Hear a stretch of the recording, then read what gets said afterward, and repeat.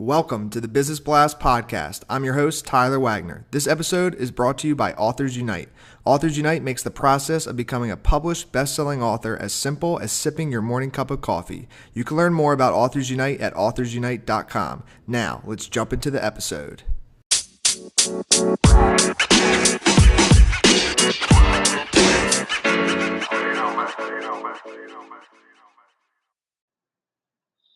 All right, everyone. Welcome back to another episode of the Business Blast podcast. I'm your host, Tyler Wagner. Today, I have Thompson with us. He is an author, blogger, coach, and entrepreneur, having owned a half dozen businesses in multiple industries. He loves sharing practical wisdom to help people move forward in their lives. So welcome to the show, man.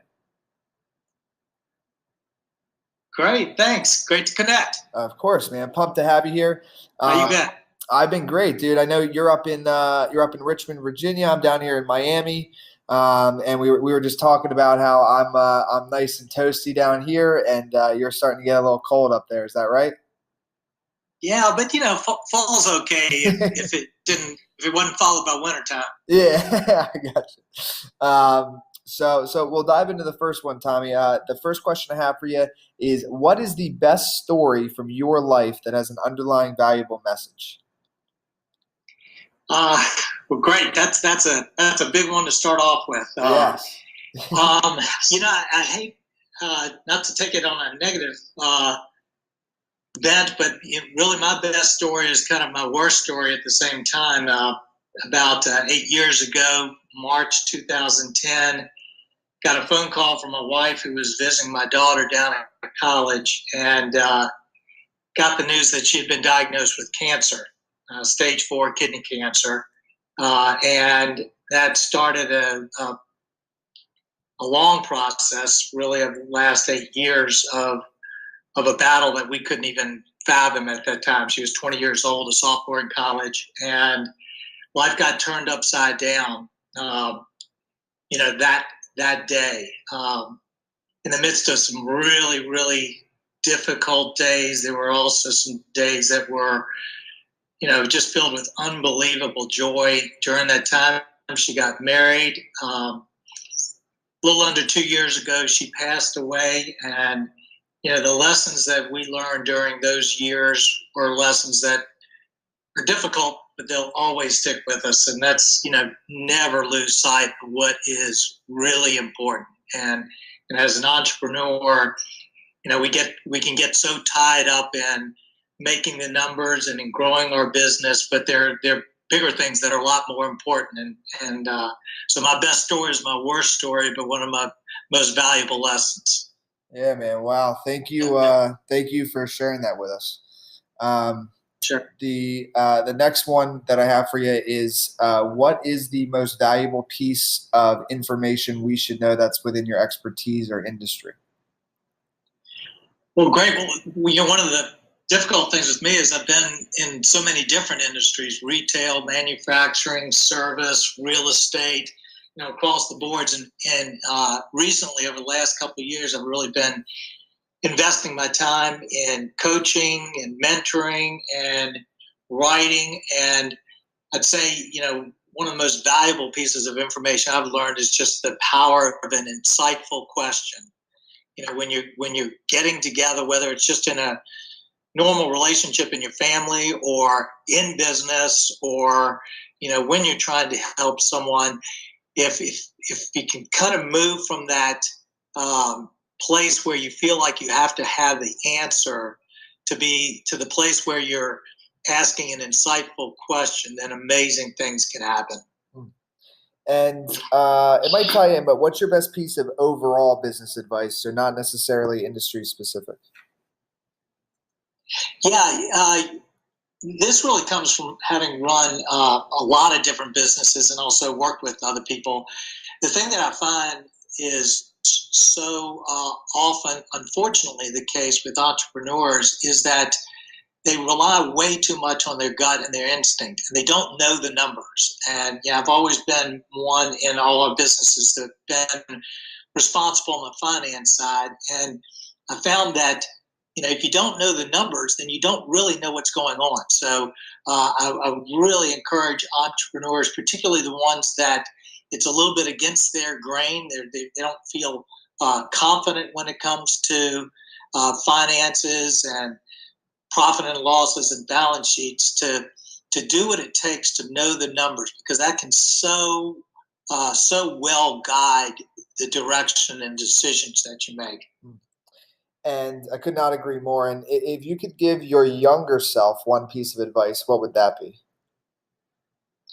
Well, probably like a lot of entrepreneurs, I'm a pretty driven guy, very goal oriented, push really, really hard.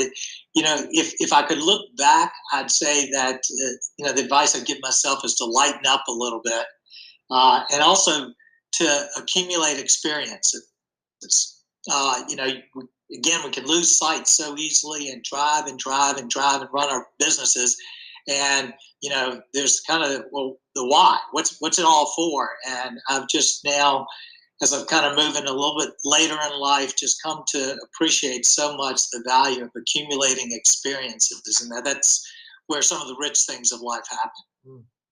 And it probably perfectly ties in then with my next one. In your opinion, what is the key to happiness? Well, this is real personal for me, and I kind of understand that. But for me, it's absolutely tied in with having a vibrant faith in God and living that with the people you love. Walking with God and walking with people you love. It just doesn't get any better than that. And what is the best book that you've read, and what was the number one thing you learned from that? Yeah, a book that absolutely changed my life back in the 90-91 time frame was a book called Margin by Richard Swenson. And it was at a time when I was running 4 businesses. Kids were at their early ages. I was involved at church, just absolute running myself ragged, all with good things. And here came along this book, Margin, which really suggested that life is really infinitely better when we create some space in our life to be able to enjoy, to be able to relish the things that are going on. And so that started really a long journey for me, decades long, of just learning that life's better when we create some space and learn to breathe and enjoy and experience life, and that we can do that without sacrificing meaning and purpose and value. And what's your favorite quote? Margin by Richard Swenson. Yeah, I'm gonna have to check it out. I was born in 91, so I that when you were reading that, I was just entering this world, and it's called Margin, right? Yes. Awesome. Uh-huh. Yep, I will definitely. That sounds like a very good read. The next one I have for you, Tom, is what is your favorite quote and why?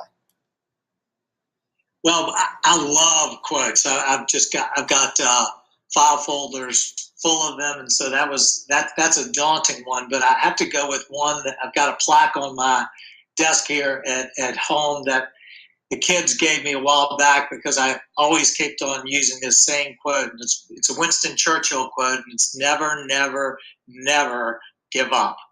And I've just found that so many great things happen when we push just beyond that point, when we think, we just can't go any further.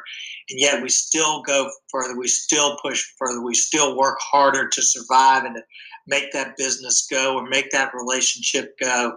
So I've learned just the incredible value and the wisdom in that never, never, never give up. Dude, thank you so much for coming on. The last one I have for you before we let you go is, where's the best place for people to find you online? Yeah, great. Thanks. Appreciate that. Love being on the show. So thanks so much for asking me. You can find me probably most easily at www.tommythompson.org. It's a pretty easy one to remember, or Coach Tommy Thompson on Instagram. So, but TommyThompson.org is pretty easy. Perfect, man. Thanks again for jumping on. Great. Thanks so much, Tyler. The podcast you just heard was published with Anchor. Got something you want to say to the creator of this show? Send them a voice message using the Anchor app. free for iOS and Android.